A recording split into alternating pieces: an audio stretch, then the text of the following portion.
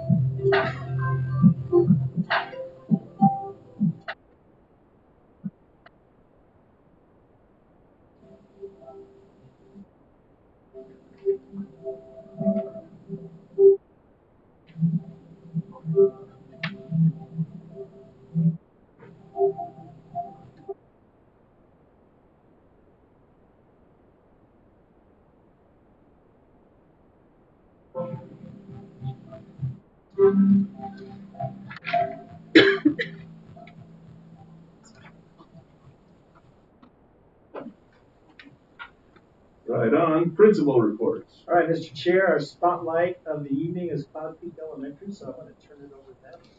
All right, so in honor of National Championship Football Night, we were going to have the fog spraying as they came in, but we won't do that. So Tina Bennett volunteered to bring a group of kids here to kind of demonstrate and highlight some instruments that were purchased this year for our elementary music program. So bring them on in. You could just follow me.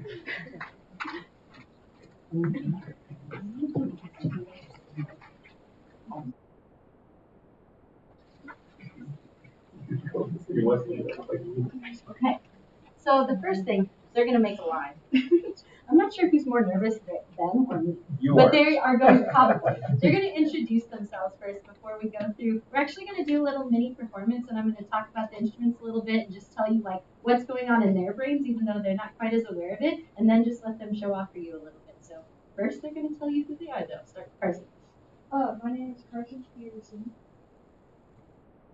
Casey, you can. Good morning. My name is Grace Class. Are you sure? Callan. You got it right. Ellie. Very good. Bert Chapman. Nobody forgot their names. Okay, you guys can actually sit for a second. No, not yet. So, how do I make this go away? You're not supposed to see my notes. You're supposed to pretend like I'm talking off my head. Well, I'm going to talk off my head. So this year, we purchased 15 ORF instruments for both schools and then 10 tubanos for each school at Meadowlark and Cloud Peak.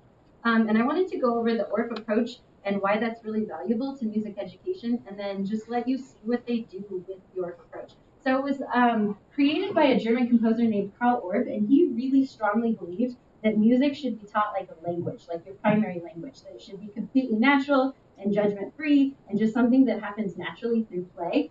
And so because of that, he created this whole system of music education where every orchestration is kind of like a play off the word orchestration, combines music, movement, drama, and speech, and it's all part of child's play. And so they're doing all these really amazing things, and it is just natural, and it's like all encompassing, and every orchestration is an entire performance within itself, which is really neat.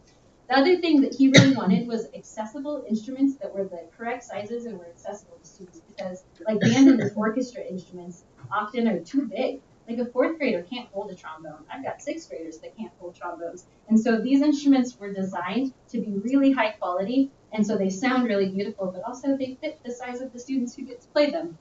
Another thing that's really neat about these instruments is you can remove the bars, and I've taken all the bars off for them, but you can take the bars off and set them up in a variety of ways. And so one of the ways I love to set these up is in pentatonic scales, where students can play any bars, and like a variety of instruments can be playing together, and it all sounds really good together. It's a really neat wash of sound. If you ever like hear this really cool like mingling bell sound in one of the buildings, it's the ORF instruments improvising. And it's really powerful and a big philosophy of mine that students perform in ensembles really early, because there's not many aesthetic experiences that are quite like performing in an ensemble. And when you do an ORF approach piece of music, you get to play with a group of students like immediately. It's not like a sit and get kind of thing. You're experiencing music as an ensemble, which I really love. And everything's learned by doing. It's just natural, based on child play, and everybody is involved in everything, in every song, in every class. And I really love that part of it. So I'm going to explain the process of the song they're going to do. So they're doing a song called My Paddle, and it's a Canadian folk song. So we have an opportunity to talk about folk songs and their origins and how they can be, there can be variations of them as time goes on. So you have an opportunity to talk about that, opportunity to talk about the lyrics of this. This particular song I like to use around Thanksgiving time because it's a Canadian like canoe paddle song. So it fits in with some social study concepts that possibly we're talking about, like migrations of people and things like that during that time. They're also going to play a rock passing game. So in this song, I feel like I'm talking really fast. They are going to sing the song and pass 2 rocks to the steady beat. So at the end of the song, which they'll sing 2 times, and I'll sing it with them, the 2 students who have the rocks will move to the ORF instrument. And then at the ORF instruments, they're playing what's called a crossover bordoon. And this is one of the most valuable physical movements that we do on these instruments. So the students are crossing their midline when they're playing on the ORF instruments, and that physical movement of crossing the midline with your dominant hand is one of the most important physical movements for like tracking things from this direction across the midline, for like tying your shoes, for watching moving objects from side to side, for tracking reading. And I've had an opportunity to work with Mrs. Cox a little bit with her 3rd grade students and track like who is successfully crossing the midline in music and who's tracking like a ball in a circle, and also who is tracking reading successfully right now. And just like, we're just gathering data. We're not really like making comprehensive notes about that yet, but it's kind of cool to kind of see those comparisons. And then they're also going to show you the speech to drum thing, but we're going to do that separate because it's really, really challenging to combine with all this. So we're just going to sing for you guys.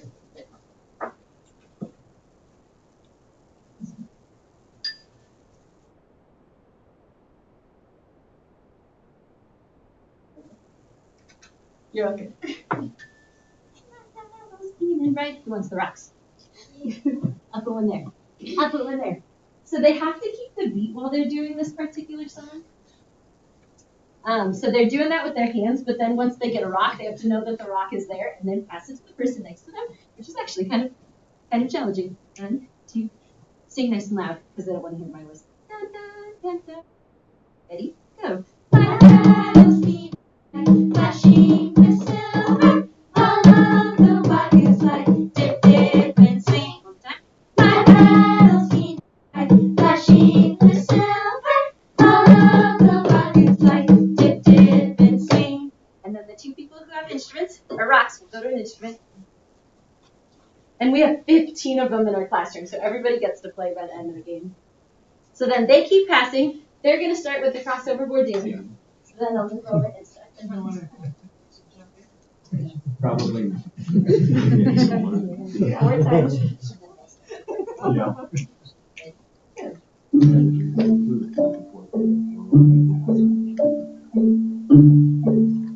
Nice. 1, 2, 3. My paddles keep bright, flashing with silver. All of the wagons like dip, dip, and swing. My paddles keep bright, flashing with silver. All of the wagons like dip, dip, and swing. 2 who go to an instrument. And I brought you one from each of the little groupings that we've got. So we've got these tiny little blockage skills, which I learned in our classroom not to call blocks, even though that was what we called them in school. And then we have xylophones. I think it was a 4th grader that was like, what? Mrs. Bennett, why do you talk about blockage skills? Oh, man.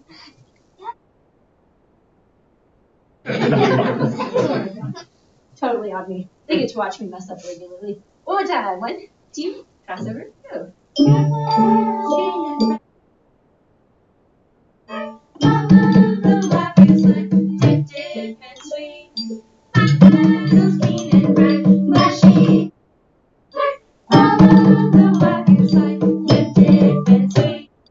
then we keep going and keep going until everybody was up to instruments.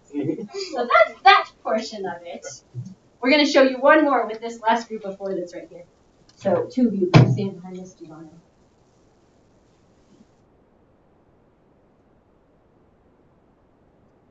Here, go this way. Like Ellie, go right here. And Brooke, go right there. And then Casey, come right here. And Levi, stand behind him. So another thing that I fight them a lot on because it's really challenging and like super good for their brains is matching their speech with their hands. So when you're reading, you have to keep a certain kind of cadence as you're going in order to really make sure you're like practicing fluency. But something that this does is when you're matching speech with your hands in a rhythm, then it gives you this really strong emphasis on all of the cadence and important parts of making language actually have meaning. And so on the word boom, they have to play the center of the drum, which is what we're going to talk about, onomatopoeias. And then on the edge of it, they're going to play the rest of it. So this is really hard. That's why they haven't combined it yet. But they're going to do this pattern where they go boom, diddy-yaddy, boom, and they're going to play it on there. 1, 2, ready, go. Boom, diddy-yaddy, boom, diddy-yaddy, yaddy, boom. Boom, diddy-yaddy, boom, diddy-yaddy. Hitting with the 2 parts is actually really hard. Okay, switch, because we got to let everybody play. Because that's part of the York approach. Everybody plays. Ready? Go. Boom, diddy-yaddy, boom, diddy-yaddy, boom, diddy-yaddy, boom. Boom, diddy-yaddy, boom, diddy-yaddy, boom, diddy-yaddy. Very challenging, but really fun. Super cool to do. Do you have any questions for us? How long did it take to work on this? So I rushed the 5th graders through some of the ORF stuff. This is continuous from kindergarten on. Okay. And so the things that they do on this, like that crossover board dune is something that I don't introduce until 3rd grade, and it's a little bit simpler. So it's a leveled kind of thing where you're working up into that crossover board dune. So it's definitely a K forever thing that in learning some of this. But this particular song, we probably did it twice in class. Practiced it one more time after school. This is probably 4th or 5th time they've done it. I love how you reading. That's awesome. Yeah. Lots of that going on for sure. So that's our ORF instruments and our 2 photos that we have in both classes.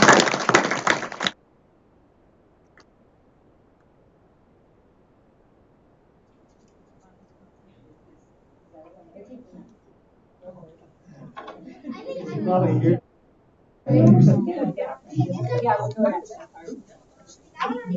It's okay. Well done, guys. Good job. Good job.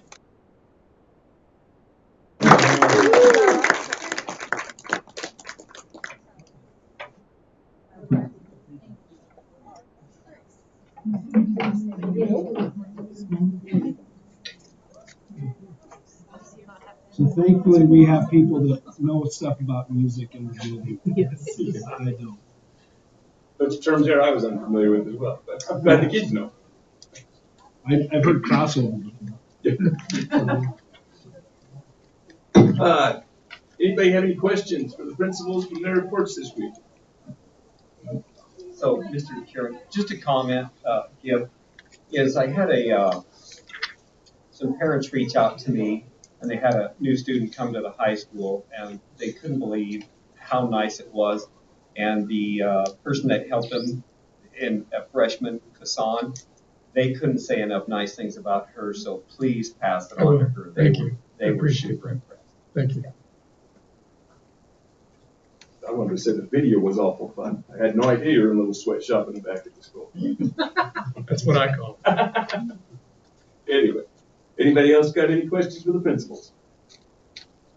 Okay, next up, we got board of directors reports. Anybody got questions for the directors? Probably. So I'm waiting for it to pull up, but it doesn't want to pull up. Yes. Facilities.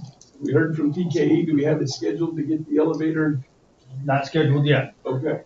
The last of the parts, I got confirmation before 5 o'clock tonight, 4 o'clock. The last of the parts are supposed to arrive at the shop the end of the week.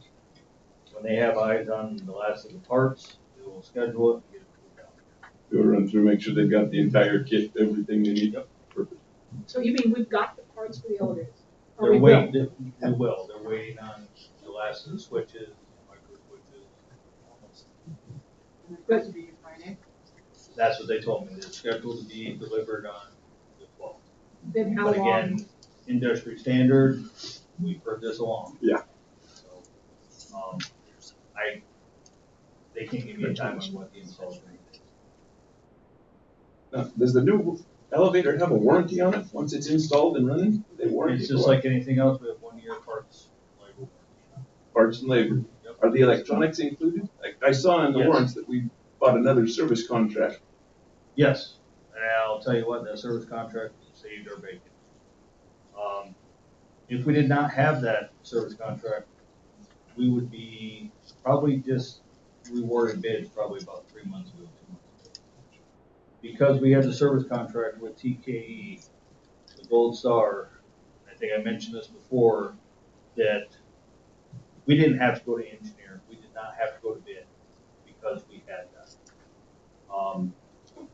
Every time the TKE come up to fix that elevator, it didn't cost us a dime.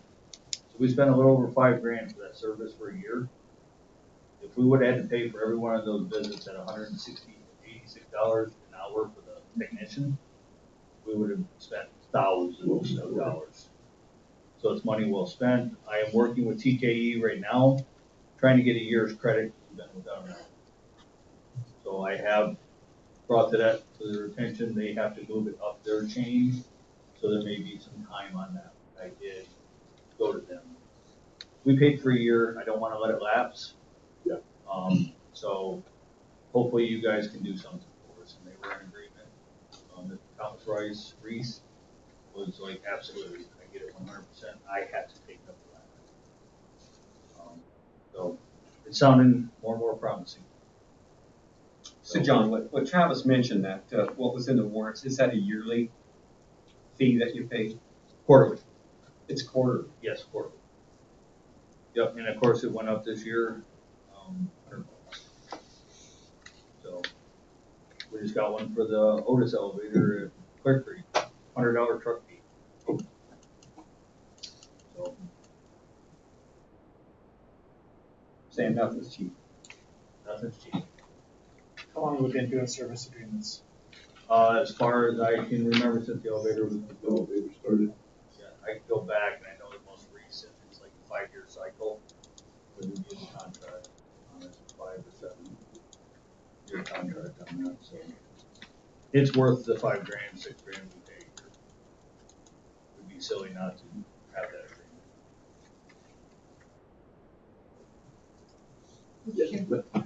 agreement. John, I just wanted to say, I appreciated the priority component pieces that you did for like the years.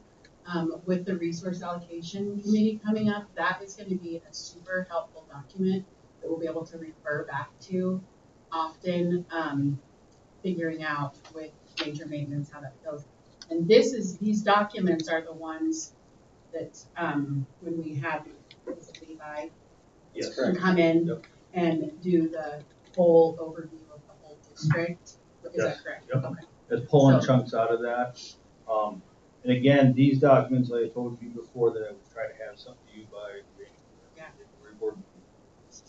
These are stepping stones. Mm-hmm. This will be the building blocks that we'll create our own document. It'll be fluid.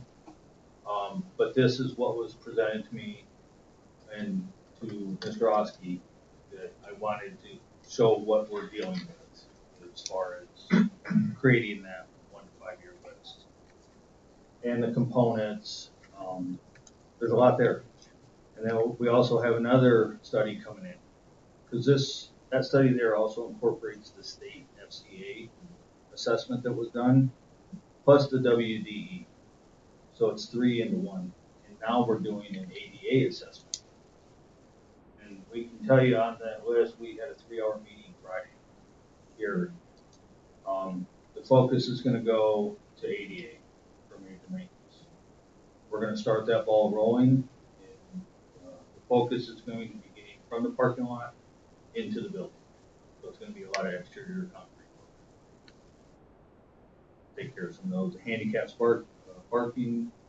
KL&A did an awesome job with taking shots of the parking. We're going to reassign some parking spots. We may be adding some in front of Buffalo High School on the angle, taking out some of the sidewalk, add some more to the van accessible width and change. We'll build from 6 foot to an 8 foot crosshatch section. There's some things that are going to look a little different, but that's for Mr. Oski in our meeting with PDA. So the priority is ADA, but then the next one, the second priority is getting a component list together and start getting that to the state. Would we settle on 8?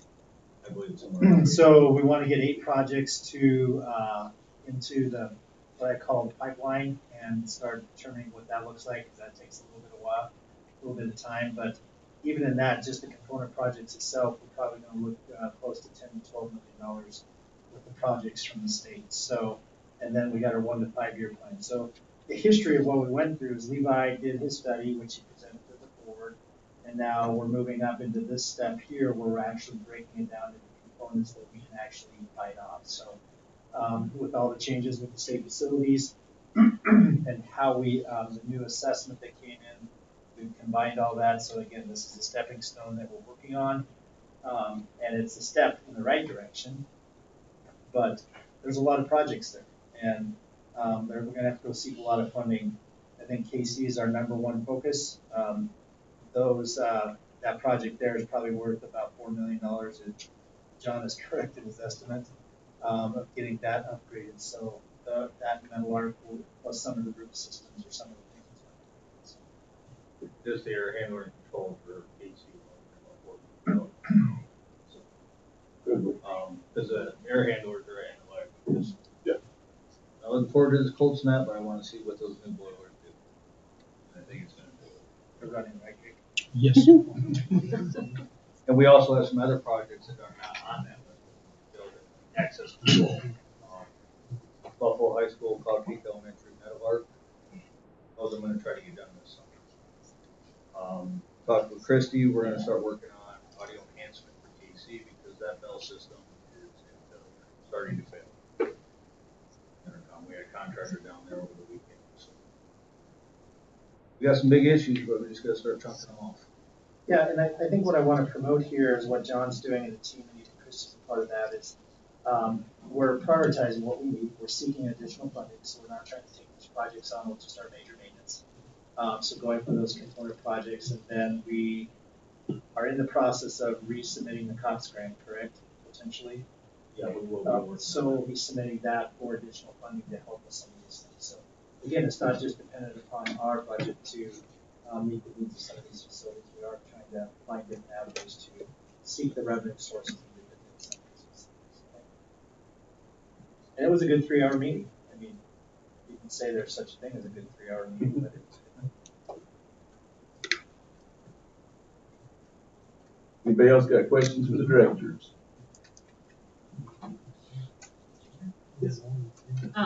I just wanted to, thank with John and Christy both, good job getting the projects at Club Peak, at Club Peak up over the, break. Christy, I did have a question for you, with your projects. We've been working with our lawyer on a parental consent for the ChatGPT. Can you give us an explanation of like the process of that? How that? Well, is that ChatGPT just recently changed their privacy policy, and they're only allowing like 13 to 18-year-olds have to have before they should be using it. So after.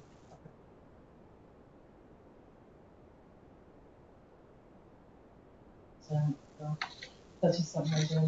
Like Kristen uses it.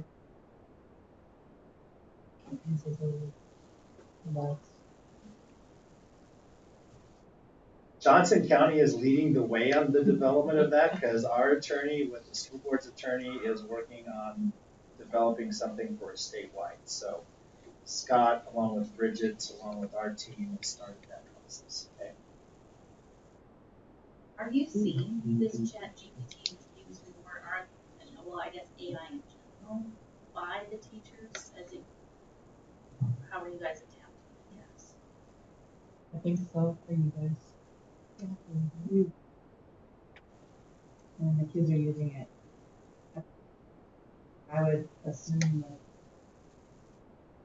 that teachers probably, some students, not as much with it being blocked, but teachers, they all have it on their phone. It's in Snapchat. There's an AI feature in Snapchat.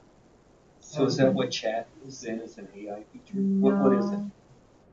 So their Snapchat is they take pictures. I know what that take is. Pictures of foot, but there's an AI in there that'll talk to them, and they can ask it questions, and they can, but there's AI in everything pretty much that we're using. So like when you text somebody, any of the words that show up that it suggests, it's called suggestive text or predictive text, and it's predicting what you're going to say next based on text messages that you've sent. Or Google searches. Google. And I see that on your text message. So is that, so specifically, what does chat mean when you guys talk about that? Is that a program you go into? It's a website that was one of the first, is the first open source AI that was released to the public. So it's a website that's been trained on and all sorts of data. And for kids to access it, or for anybody to access it, you have to join as a member to be able to use it. And when you do that, you have to sign in with and give it access to your data, essentially, with anything else. We all click the terms and conditions without ever reading it. So is there an enrollment fee and stuff for it? No, there is a pro feature. I have the pro feature, but kids are using the 3.5 feature, which is free, and it's just as good. It times out, or there's usually a capacity thing with it. So, but it seems to be so big that it's really not even on the capacity anymore. It's just that they, since you have to sign up and give access to, give it permission to use your data, and then you have to sign in and acknowledge with a cell phone so that it can send you a confirm that you're a human type of thing. There's requirements on it for age, and since we have, since they've changed that, we have now this awkward stumbling moment where we've had kids using it, but now now they've updated it, and now we have to shut it off. So we need to get their parents to sign off on it. So. Thanks for the explanation. I learned that on my own. I think I aged out of it. So I guess this kind of poses a bit of a question for me. I probably should know this, but I don't think that I do. So I'm gonna ask the principals that so if it goes to your cell phone, and the Chromebooks are given out to the kids per the school district, but this all goes to your cell phone. Do we have policies in our school for cell phone use? Like how does this correlate? How do we combine that? Are these kids able to use their cell phones in school?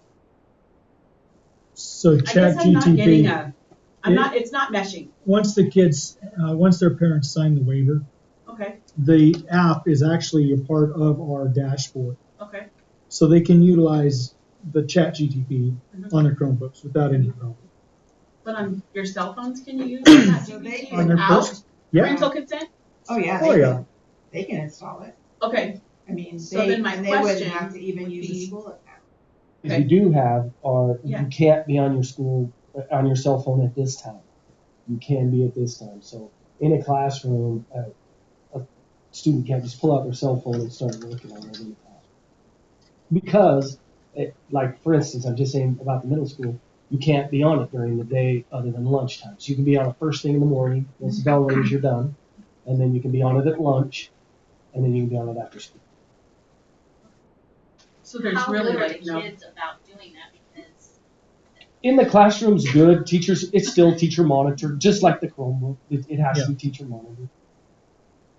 And that's only as good as what we can see. At the Cloud Peak, we don't want to see your phone. We don't want to hear your phone. If we see or hear your phone, we're going to take it. But so they could be in their bag. They could be in their pocket. We're not searching kids, but we have kids calling parents from the bathroom. Things like that. And we have parents show up, hey, I'm here to pick up Susie because she's sick. Oh, she is. We didn't know anything about this. So Gizmo watches or whatever, smart watches, kids come loaded with those. It's amazing the technology that 3rd, 4th, and 5th graders come to school with every day. So we don't use it on a regular basis at all. Okay, so for that, do you feel like your policies are clear for kids, or do we feel like we maybe need to make those a little more? I guess I just kind of see an issue. I'm currently on the AI committee, and we've done some different things, read some really interesting pieces. It's all very new to me, and I guess, and not that I'm having an issue, but I just want like the protection of our kids. You going with that, So can I answer part of that question? Yeah, please do. We're going into the territory. That's their personal device. Yeah. It's not school owned. Yeah. We don't own it. We don't have the right to take the phone and look at it and seek it. So in those privacy policies, and I mean, there's things out there you can put them in bags. Well, they bring an extra phone and they put a bag in and they keep their phone somewhere else. So it's a general observation of where we are. And when there is a fear of how we're doing it, but I would say a majority of kids are within those guidelines. But when we start getting into the world of taking care of, diving into somebody's personal device, or you can't open it if there's a scenario, there's a lot of things to look at with what that looks like. AI is a part of everything that we're doing. As we got told when we did the presentation here in the work session, it's in Google. Okay, it's part of what we do and how we read it, so it is a part of the world. So trying to understand that, and then the next stage is, just the legal aspect of now we have to sign off on it. So what's that legality? Well, it's not just ChatGPT. It's every software program that we use has an age limit. So that's where we're established after coming after COVID. Is everything is, we have all these software programs that we use instructionally with what we're doing. So we're kind of definitely into a new territory of what that looks like. And I won't speak for Krista can speak for it, but in that process, AI is a part of our world. Everywhere that we go, it's tracking us. It's profiling us, I guess is the proper word to say. It profiles what we're going to teach or what we're going to text. And so it is a new world that we live in. But I just want to caution as we get into personal devices and we start trying to control some of that. That's a whole other avenue. But in the world, if we were buying the cell phones and handing the cell phones out, we would have a lot more control of that piece. But it is kind of a world we need to ask those questions. I feel like we had a really good focus. We're like trying with the kids to teach them to use it ethically. And I feel like the committee, like that's something that, because it is at the forefront, it is everywhere. And it really began with the Industrial Revolution. I mean, if we really want to go back to it. And so I feel like the committee has done a good job. I feel like we need to push that a little bit further and kind of just examine that a little bit better. I don't know. I don't want to infringe on anybody's personal anything. And, but I also want what's best for kids and education. Yes. Lynette, if you remember that speaker we listened to down in Casper, and she was saying, wow, go slow and start. Yeah. Because everything is changing so fast, so quick. And, instead of punishing, make sure it's teaching. And that's just her philosophy.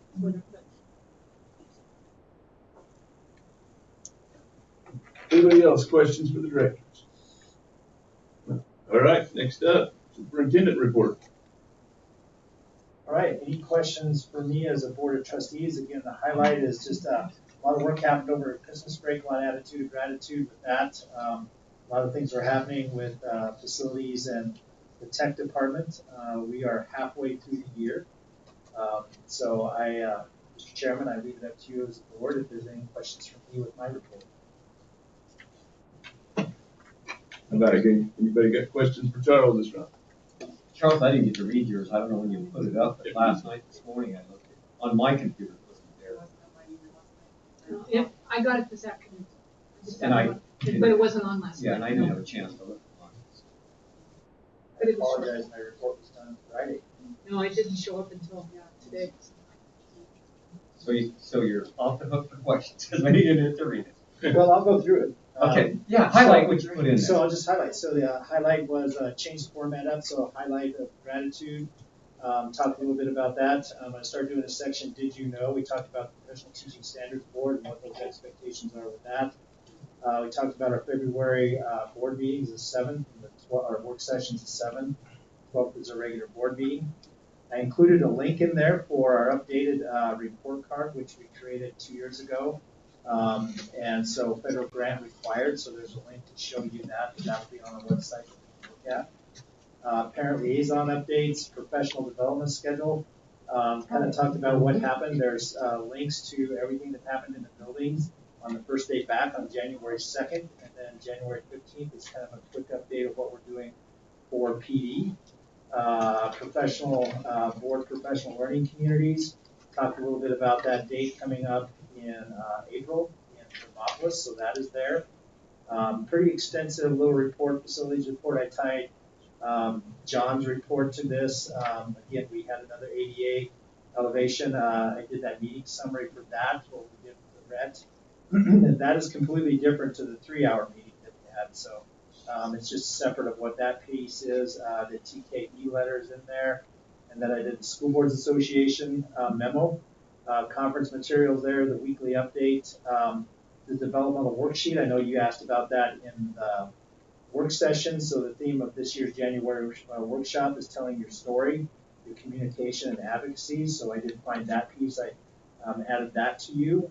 Legislative forum in Cheyenne, just put that on your schedule, February 18th through the 19th. And then I put P Consulting again in there, talked about strategic planning. We're actually meeting with Marty this Thursday to start setting dates and things of that nature. 307 net radio link is there, shared college information, and then just kind of finished out with some other things. I did have Heidi give you a quick survey. It's your exit ticket for tonight, if there's such a thing. If you could please check your boxes on any of the PD that you want, so we can start working on that piece as we move forward. But Dave, in summary, that is what my report is, and I will figure out why you didn't have access to it, because it was done. It was done Friday. So. All right, next up, the district levels. Anybody got questions for the district levels? So this would be curriculum and special ed and business. Cheers. Now, I appreciate you going through and start putting what things mean, definitions. If there's ever anything that you have questions about and want more information about, just let me know and I'll add that section. I just thought it sometimes it's so overwhelming when there's so much information, and so I thought if I could just give a little snippet every meeting, that'd be a good way to share information. Could you tell us a little more about I think her name is Griselda Bauer. She's doing the transitions. Yes. So she is associated with ABLES, which is the transition group that many of our high needs students participate in. So this would actually be continuing her contract. So we just went ahead and did a short-term contract to see how we liked it, how it worked in our district, and if it was well received by parents and teachers. And it has been. It's been very well received. And they have requested that they get to continue to work with her. And so she has brought in parent support for mental health waivers, for the BD waivers, all sorts of stuff. There, she's helped our high needs programs. That's what she was working on most recently to get that up and running. And then she has also been working with some of the older kids to bring in that DDR and some of the transition services that we really truly need to strengthen in our district. So it's just a follow-up on Travis's question. Mm-hmm. Is that what she was paid? Is that a yearly contract or? Yeah. So we just split it. So we had just done a contract through December, just to see how it was received. From the start of the school year. Mm-hmm. And so her contract, the previous one, was done in December. And so we put out an email, and teachers wanted her to come back and to continue working with them. She's helped the middle school come up with a new curriculum, some of those things, and so they wanted to continue into second semester. So that's what that new contract is. Thank you. Mm-hmm. So, Mr. Chair, Connie, if I could, so you're gonna purchase a new software called, and I'll get the name wrong, Alluve? Allaview. Allaview. And that's what I think I heard them say, but Allaview, yeah, it's a new company. Can you explain exactly what that does? Yeah. Oh, she's got a handout. Yeah. She's prepared. Well, imagine if I wouldn't ask that question. You'd have those handouts. I'm all ready to go and nobody has to pay. I highlighted a report. It was the WD 112. So it was for nationally certified teachers. Mm-hmm. And I requested $108,000. I think we have the highest number of nationally certified teachers in the state. We have for a while. Yeah. That's great. Yeah. Well, that's interesting. We also had the first school in the state that was meritorious students. Yeah. They shouldn't know that. Well, the first page is kind of how I do the budget now. So I get all the information out of Skyward. Let me start back over. Skyward is our accounting software. Right. That's what keeps up with our debits and our credits, our revenues, our expenses, our checks, all that. And it's very, very account code driven. It's very, 332 is an object code, and it's for travel. Well, not everybody understands that. So that is really the piece. This is a separate tool. This allows us to communicate with teachers, well, not really, yes, teachers, but really with principals, with superintendent, and we can really look at it collaborative. So I kind of wanted to show you kind of where I started. I've been looking for this software for 13 years, so I'm super excited about it. So that spreadsheet is an old spreadsheet, so it doesn't have any kind of important data, but I do a huge spreadsheet. So we've got 250 to 300 employees, and some people have to be on them 2 or 3 times because they're funded out different ways. So I take all that information on Skyward. We're super excited about Skyward. It's going to let us do scenarios, things like that, but we still have to move it to a spreadsheet. So once we move it to an Excel sheet, that's when we start trying to manipulate. It's got formulas. If I break the formula, then my spreadsheet, I have to start over, right? So it's huge. It's very time consuming. So that's kind of what I do with the budget. That's where I start. Very time consuming. So the second page I want you to look at is if a principal wants to know what their budget is, they have to get into Skyward. They have to go find the report that they want. They have to make sure all the parameters are in the report correctly. And then they have to print it out or export it to Excel. Then they have to take that report and then manipulate, find the information that they want. So that's the process. And again, Skyward is not super user friendly for instructional leadership experts, right? Which is what the principals are. What it's superintendent, what Stevens, right? So if you go to the third page, this is what all of you really kind of starts looking at. So a principal would log in and they would immediately see where they are in their budget. We would give them access to that. They can see how much they spent, how much they've encumbered, and how much is remaining. So maybe what they want to know, what am I spending on? They can click down through immediately and get this information, and they can get the graphs. Then they can look at spending over the years. They can tie it to an allocation plan, reallocation plan, or they can tie it to strategic plan. So they can analyze this immediately. So it's, and this uploads from Skyward every night. So it's immediate data, it's fresh data, it's live data, and so they can really do that. And so they can communicate, they can collaborate, they can put their budget request in here, and then it's just really easy and user friendly. So it's kind of 2 different tools. It's not an accounting software, it's really a collaboration tool. So let me see what else I was going to bring up. And then if you look at on the highlight on this third page, it says while the pressure is on during budget season, the spending that happens every day is what brings the district closer to its goals. So the principal can really have hands-on immediate information for an admin assistant or whoever is kind of trying to do that together. So super excited about it. Super wary of it as well. Just trying to make sure we're doing being very cool. So Connie, as you talked about it being a dashboard, is that something the board will be able to go and look at? So you can pull up like one of the schools and kind of see where they're at.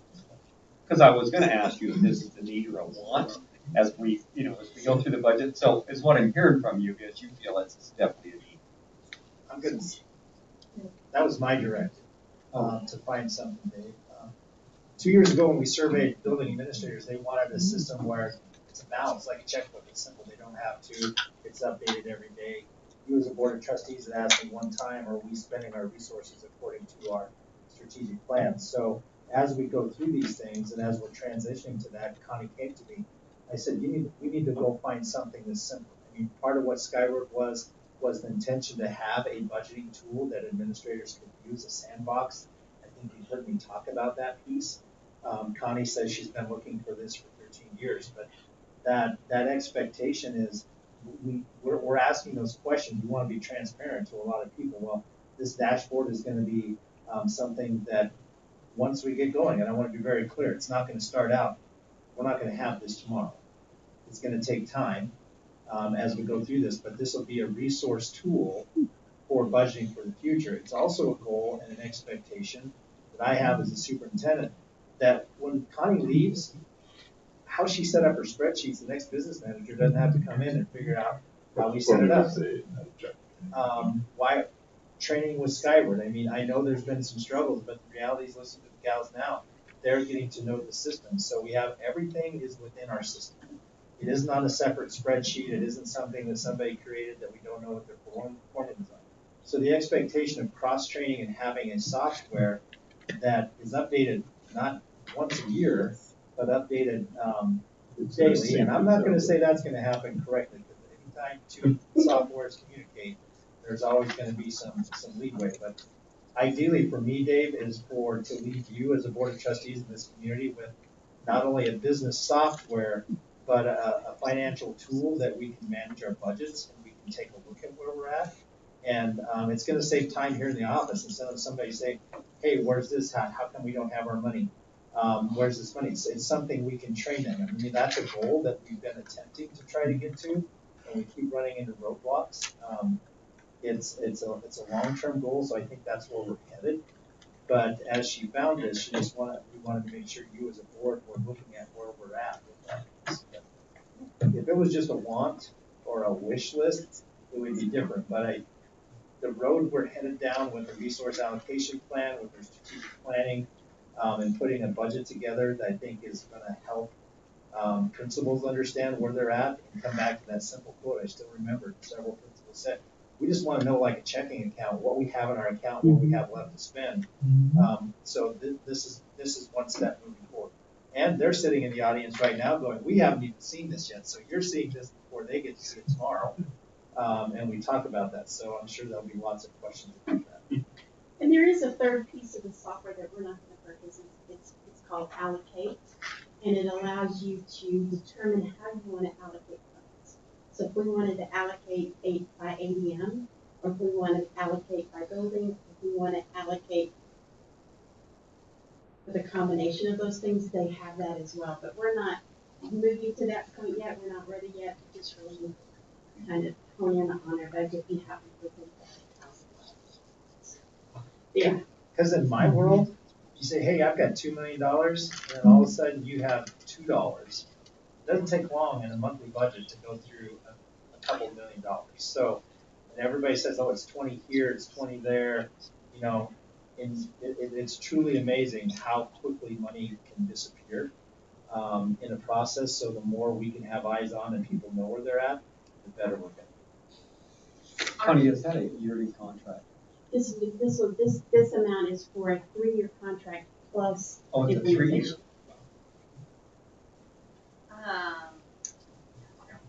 Oh, so are all the teachers going to be able to have access to this? To say, If hey, I need something, and they can see, wow. It would depend on what the principal wants their teachers to see. So we could just do their one supply budget where they can drill down and see it and see how that is. So yeah. But we're going to start at this level first, and then we're going to chunk it here, and then we'll learn it. So we've had hard conversations with them because they were so proud of their project team, and we said we already have one of those, and we weren't impressed. And so they really worked hard. Their implementation team had a Syracuse budget amount at Syracuse Public Schools. Their budget analyst is coming in and working for LB. The New York City CFO is now working for the company. So they really are business managers that really understand. Well, thanks for explaining that. Yeah, and hopefully you guys watched the video.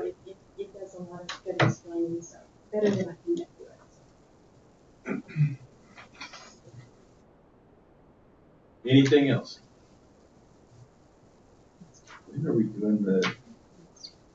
Okay, computer science comes up. All right. Anything else for the directors? Questions for Steve or Val? So, good.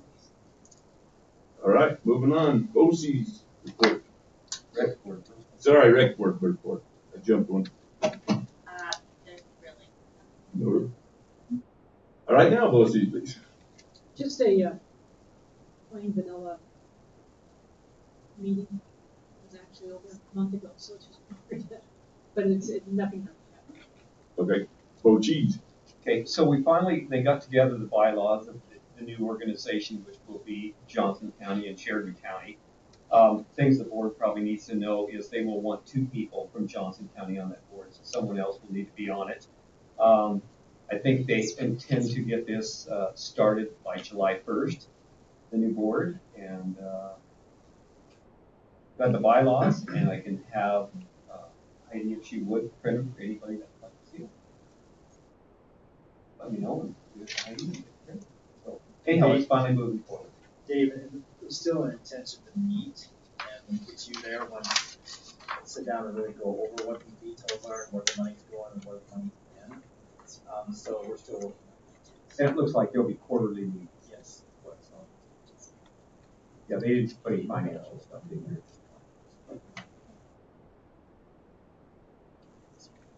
Questions, anybody? Okay, on to action items. Policy revision for second reading. No, I think we gotta go to consent. Did I jump over it again? Where did I jump this time? Consent. Oh, my bad. I jumped way down there. Consent agenda. I'll make a motion to approve the consent agenda as presented. Second. Got a motion and a second. Any discussion from the board? I do have some questions, Go ahead. Travis, and I didn't get them in. So, let me look through real quick, and you answered a lot of them. So one of the deals, Bill, that I had on employment was, let me get it pulled up here real quick. So as you change the job description, and I think you call them, and I'm waiting for it, service technicians, is that another word for a mechanic? No. So what it is called is an activity driver / shop technician. Okay, and that is something that we've had in place for several years. It incorporates the gentleman in KC who fills in, does some light mechanics, transition of the vehicles back and forth, does some troubleshooting for us, sort of liaison for us down there. He's primarily an activity driver as well, and then we do ask him to do some light mechanics from time to time, but it does not go without the approval of the mechanic. So the mechanic does look over everything that they do. Usually we reserve this position, and what I would like to see the position is one of our more experienced drivers that has a lot of time behind the wheel and has worked with our district for a while. They help us troubleshoot, test drive those vehicles, as well as just to help with that mechanic. Especially in the summertime, we move into cleaning of all the buses, some of those duties that we could more efficiently use our mechanics to tackle the projects that the software and the technology and all that's happening with the school buses right now. Instead of just mopping out those buses, that's something that shop technician comes in and takes care of during the summertime. Is that it? Because that was my next question. Is that as a shop technician, I was curious if they had to have any training because we're transporting the public in. So if it's light duty mechanic. Right. It's nothing that's not signed off of by our mechanics that we rely upon. So they're not doing anything very technical at that. We start them with some things like some tire rotations, things like that. But they are doing some nuts and bolts. They are doing some turning of those things. But the mechanics are working right there with them. It's more or less an assistant for the mechanic at that point. Go get me this tool. Can you move the oil over here for me? Can you sweep up the shop? So that our mechanics are at a different level, and they're going to be more efficient to be able to focus on the tasks that they have in hand. Yeah, thank you.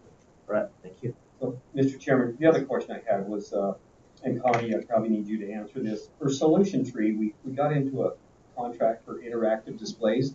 Was that the purchase of these, what I'm going to call TVs? No, we didn't buy it. There was. It was New lines, you got the New Line, displays, but we bought it from Pine. Okay, so this is Solution Tree. Solution Tree is like PLCs, so maybe you got off one, maybe? I don't have the list. She was the trainer they brought in for the PLC section. Yeah. It was a trainer for the PLC section. Yeah. And we got into a contract, and the contract was $75,000 some. So was that a year-long contract? Yes.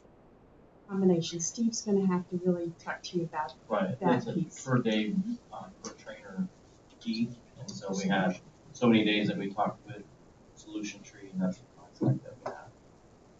It's based on a year long. what are our needs, how many days we want. So that's your lack of a better term, your guesstimate on what you're gonna spend, or is that a hard and It's fast more or number? less hard and fast. Those are the days if they're not all the way used up, and they'll credit us for the next year. So, yeah, it's a per day rate. I hadn't seen it, so I thought I'd better ask. Well, one other thing that is kind of sometimes people don't understand is that in ESSER 3, we have to spend 20% of our funds on learning loss. Correct. And that's about $769,000. And then it all has to be tied to Tier 1, Tier 2, Tier 3, Tier 4 research-based. Those that I think it's Tier 2. I'm going to say that wrong. But anyway, so it really does meet that needs, and so it helps us spend that. So what I'm hearing from you, you'll be paid with that for 3 months. Thanks for answering that. Welcome. Any other discussion from the board? Hearing none. All in favor of approving the consent agenda, signify by saying aye. Aye. All opposed, same sign. Okay, now I can jump down to action items. Policy conditions. Policy file JCSD, tutoring for pay. I'll make a motion to approve policy JCSD, tutoring for pay, on the second reading. Second. Got a motion and a second? Any discussion from the board? Hearing none. All in favor of approving JCSD as presented, signify by saying aye. Aye. All opposed, same sign. Next up, we've got policy file JJE, student fundraising activities, the WSBA version. We're going to use this to replace JJE and JJE-R.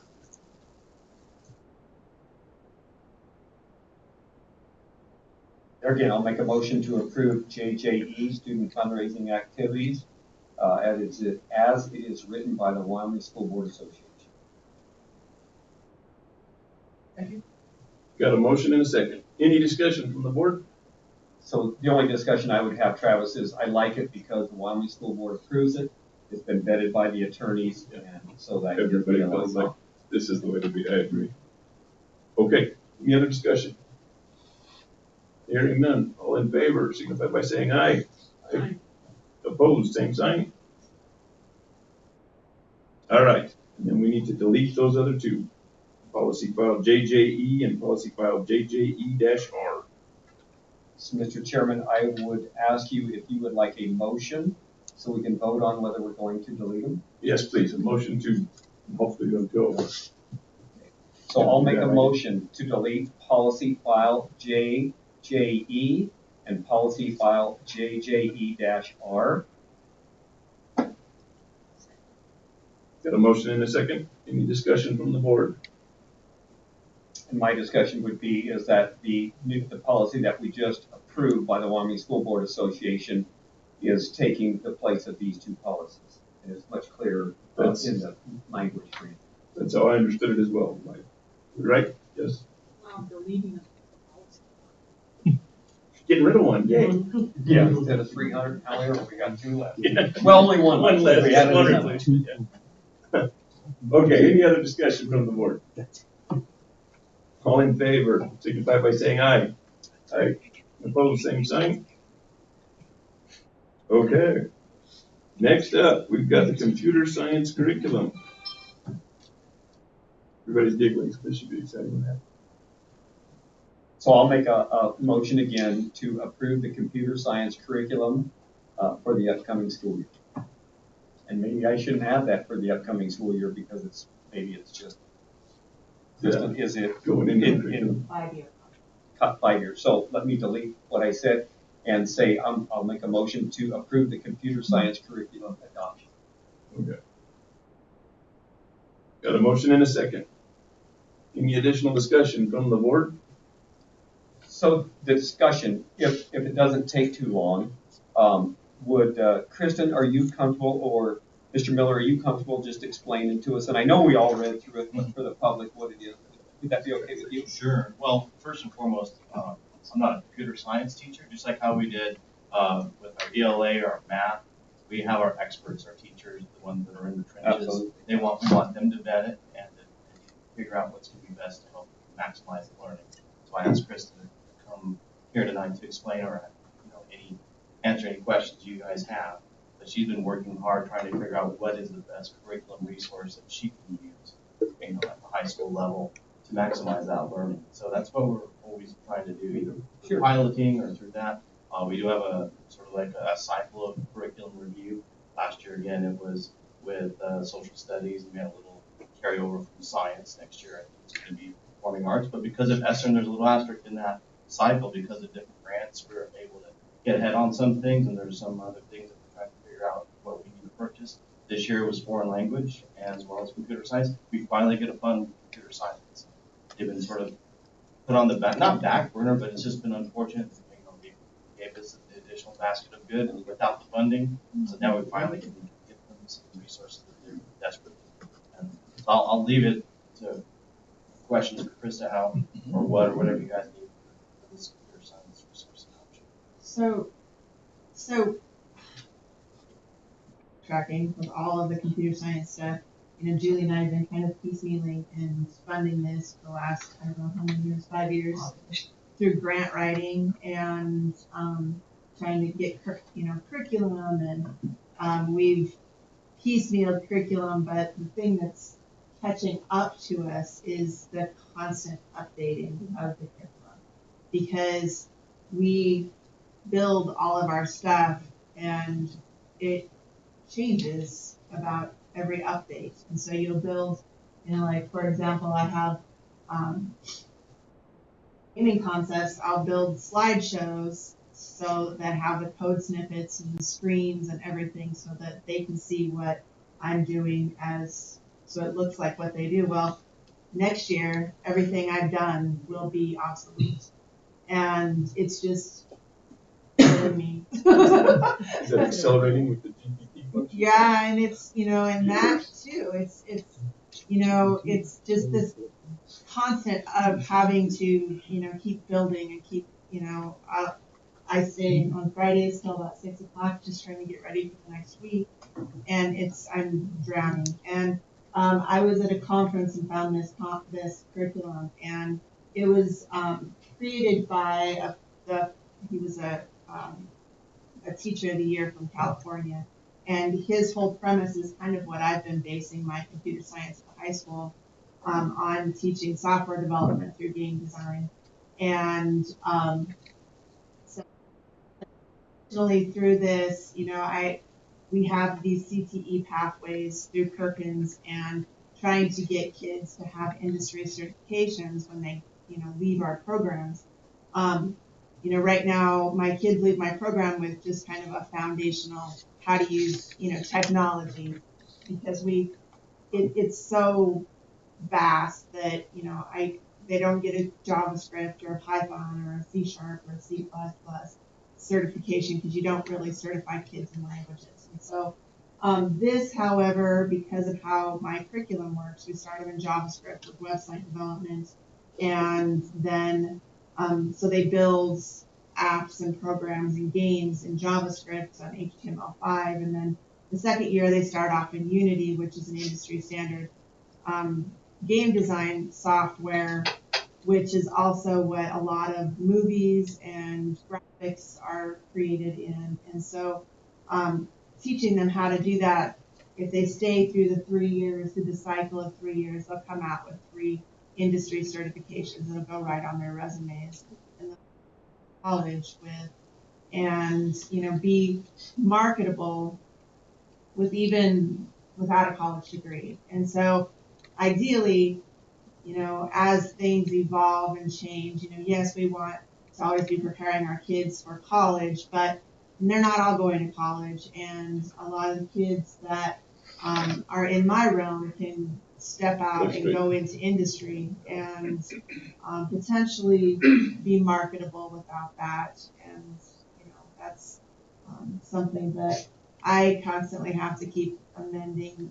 My view, we have to be maybe more focused on career ready and everybody's path to a career looks a little different, whether you go 2-year, 4-year, whether you go right out into a career. So, so this really fits a lot of those things, and it's an unlimited curriculum for unlimited seats, just depending on how things work. And then there's some of it even that will allow Julie to have some access to some of the curriculum, and as she's trying to build kids up. And then build it into her programs. Because we keep, teaching stuff and then having to move it down. The stuff I'm teaching the second graders, I teach the first graders next year. I mean, so it's just, it's so fast and furious. It feels like I'm drinking from a fire hose constantly. So yeah, so it's just 9-12. Well, it's probably 6-12, and it's wanting to add that it would be enough seats and licenses for them to add that as well if they're looking at that. So. Well, thanks for explaining that, Lise. Appreciate it. Yeah. So were there other ones you looked at, or did you? Oh yeah, we've been through a million. There's a lot of, the whole bandwagon was, hey, everybody should teach computer science because it's so easy. It's not easy. And so a lot of companies offered curriculum for free, which was a really great way to get everybody started. But that free curriculum was, outdated. It's outdated by the time you're done with it. And then there's, the kids have access to it as well. So they have access to teachers' editions. They have, all these kids they work harder to get out of work than they work to get into the work. So they find all the answers online and, Google searches. And so, we have to keep staying ahead and, and this is project based. And so, it kind of fits. My classroom has kind of this, I approach it as they work for me as an intern. And so they work for me in my game design studio, and in the spring they'll put out these games. And, it's funny because they all want to build these amazing games. And I'm like, just let's make sure it moves when you want it to move. And so it's interesting, the evolution of them as they learn their abilities and lies, but they have to take it back a notch. We all have these grand ideas, and I'm like, you're not making the next Fortnite, buddy, not this year. But hey, I guess you got to start someplace. But I've got kids building, they're building 2-dimensional games. I've got some kids that have brought in their Oculus and their VR, and they're building VR worlds. And it's, what's the cool thing is they build the stuff that started in my class, and then they're taking it home. They work on it over Christmas. They bring it back. And they're like, this is what I did. And they've got like 3 different levels. And, I've got a kid who has made a character, and then he's got this, I guess it's kind of his friend, basically, that it's like sidekick, but his sidekick revolves around him on sine waves, which is not an easy thing to program.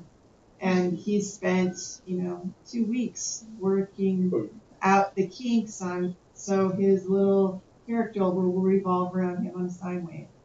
And he's like, sine waves are my friends. And I'm like, I don't even know you're talking about. That's great. I'm so excited. So, but, I game test a lot of things. So, and I don't know how all of it works. And that's, I guess, kind of the best thing about it, is they're not afraid to take chances and try things, because we're like, figure it out. And they do figure it out. So, given the problem solving skills that you have. So, Mr. Chair, so with this curriculum, how is it going to, you say you feel like you're, how's it going to help? Well, the first thing when Steve asked me, can you get some estimates on this? And so I brought him back a 1-year thing. And he's like, no, not 1 year. And I'm like, no, that gives me anxiety to think about committing something for 5 years. And so I went back to this company and I said, so explain to me your update process, because, in Unity, there is an update about every 6 months, but we use just, so we have to use a stable version, which we can't use the newest one because all the kinks haven't been worked out of it yet. And so it's just kind of a version behind the newest one. And so I made them, they gave me enough reason to believe that they will update it regularly enough so that I don't have to go in and update it. So how this works is it's a web-based, infrastructure, and they create the videos to supplement, they create the slideshows. And so that will alleviate me from having to create all of that stuff, because then I can just work with the kids. And so most of how I do things is I'll do a direct instruction at the beginning for our first two levels of classes, like my gaming concepts class, work through, show them how to do something in web design and HTML, and then I'll do like a code along, and they'll code with me, and then I'll give them something that they can go through and do. So that will do that stuff for me, so I can just be running the room and debugging, which is my favorite pastime. So, but it will help take that, and from there I can supplement and add and plug in extra things as I see. Because my second and third year kids are doing individual projects, so they're doing more like they're doing all their own design work. But this will give them that structure as well as being able to work on their stuff in addition to, so that they're prepared to take this certification. So it's a little bit more focused. Yeah. So. Anything else? Any other discussion from the board? Well, I would just say thank you, because it sounds like you put so much time into finding a curriculum for our school. Mm-hmm. We really value that. Yeah. So I really appreciate that. I wake up at 3 o'clock in the morning and think about these things, and it's very, but it's just kind of, it has to be constantly changing. I can't buy just a textbook and it work next year. And so it has to be live, and it has to be something that the company's committed to, and they're not just going to drop off the face of the earth. And so it's,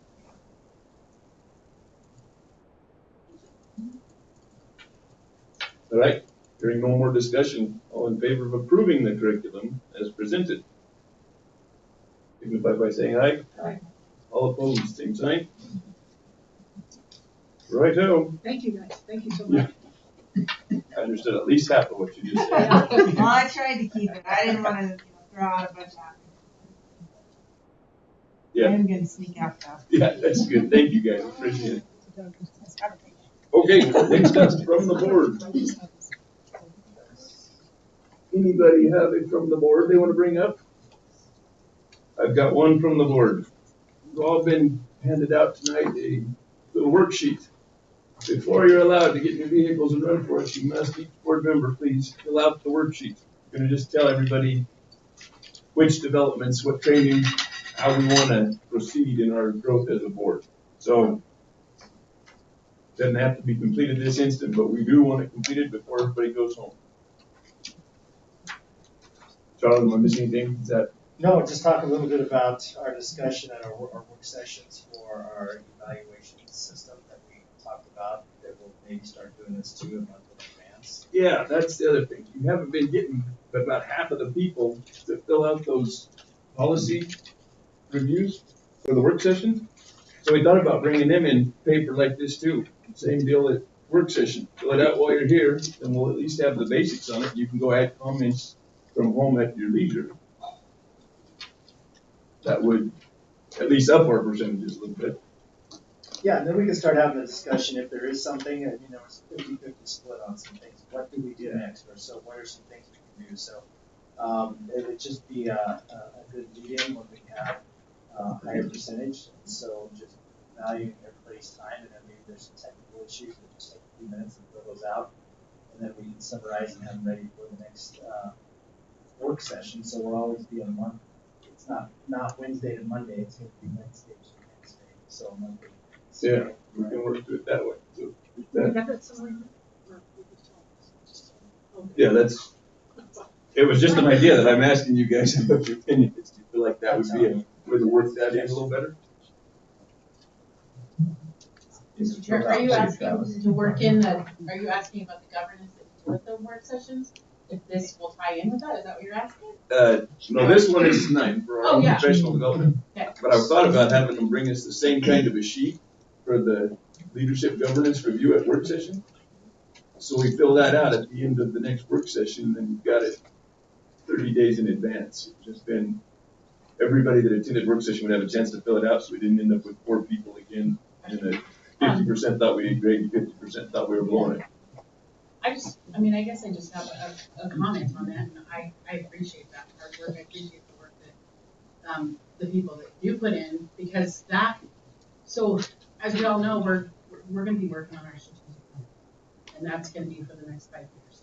And I feel like when we are going through the leadership and governance and asking the questions of evaluating ourselves and how we're working together and what we're doing as a governing board, those pieces are really important.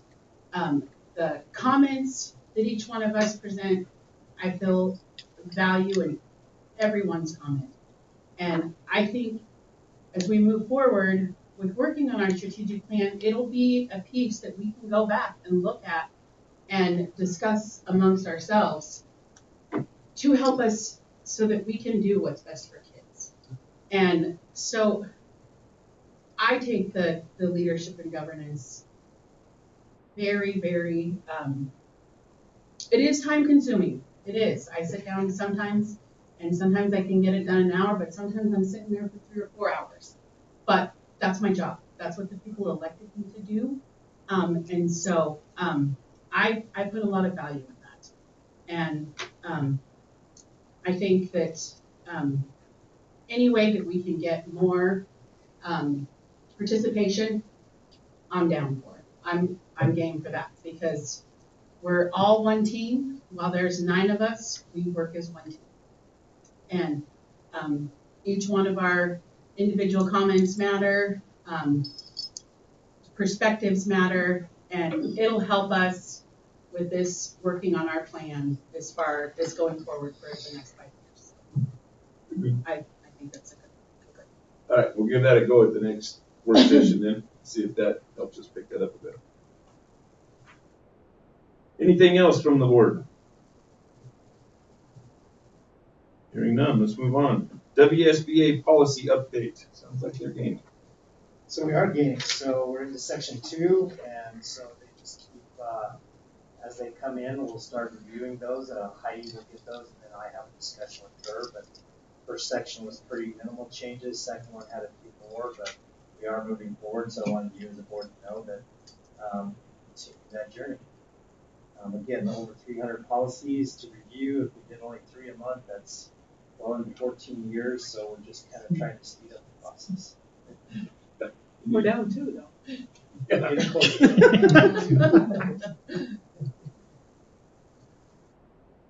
All right, next up, we need to establish a resource allocation committee. This is going to be a big one that's going to help us get our budgets right and set a lot of the goals for the strategic plan. So I would really like to ask Lynette, would you chair this committee? We need somebody that'll put in the time and with the experience. While I appreciate the offer, I do think that it's very important. I think it's important. I feel over the last 3 years I've gained a better understanding of like what the budget looks like. I am far from completely understanding. I will accept. I was sure I know what's coming. I know where you started. I just, again, I really, everything that I've taken, we're a team. I understand we all have busy lives. We all have families. We all have jobs. We all have things. Like, I completely understand that. But the public elected us. The people are stakeholders in the community, whether they have children in the district, whether they don't have children in the district. I took that something that's very serious. When a member of the public comes up to you and asks you a question, no matter what it may be about concerning your school district, sometimes I can answer it and sometimes I can't, and I can refer them. Now, no, I can tell them who to talk to on what maybe their question is. And I've been blindsided, as I'm sure many of you have. And, you know, one of the goals is to have a balanced budget by 2025. So I think it's going to be absolutely pertinent that we work together as a whole and as a team for this resource allocation. We don't make any decisions alone, we make them together. And so, thank you for the offer, and I do accept it. Thank you. Did you make that decision on your own? I've read Christopher Arnold for a minute or two. I also feel like I need to be on this one. I need the experience. I need to learn more about what we're at this one. So I would like to work on this one. Probably I'd like to be on two more. And yeah, with your experience, I was going to ask you to come on. I would. Marcia, you in? Yeah. That's 4. Is everybody satisfied with that? Yeah, we don't want to quorum, so is that okay? Does everybody do that? Okay, let's set that as the committee. Do we have to vote on that? Do I need it? No, it's not an action item, so. It's just a committee. So here's the discussion, here's the journey that we're on. The journey is we're on, we started this resource allocation plan started a year ago.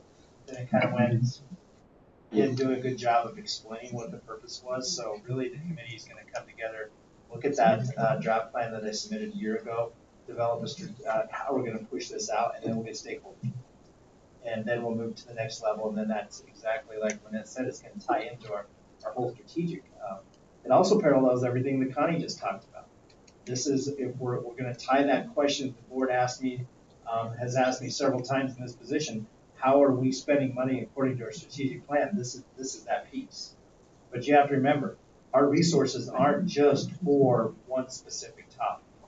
Okay, our resources go to a lot of things, everything from facilities, food service, to special ed, to transportation, to what we're doing with the PLC work, that professional development to support our salaries and our benefits. All of this ties together. So how we allocate activities, how much we allocate for each one of those. And simply to say is, here's our pot of money. If we have 30 things we need to allocate money for, that's pretty thin. So this resource allocation plan is going to be determining what are our main focuses so that I can do my job with this team that's sitting out here to allocate funds accordingly. Because if they go up or if they go down, we still know what our priorities and what our goals are. So we can say that here, but it's really going to be coming from the board. What is our priorities? What do the stakeholders feel? So this committee just begins with that thing that I missed a year ago of explaining what the purpose is, and then we can determine how to move forward with there. So we'll come together with that draft document that I submitted to you. We'll start looking at that and then work with APUC, get our stakeholders involved, and we'll kind of go from there. Is that fair?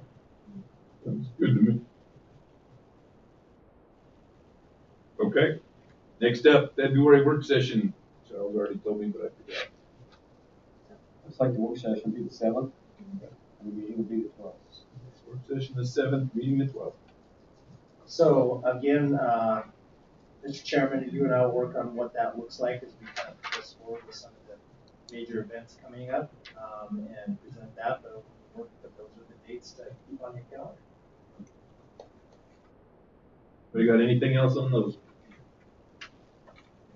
Okay, next up is our executive session. So we'll entertain a motion to enter into executive.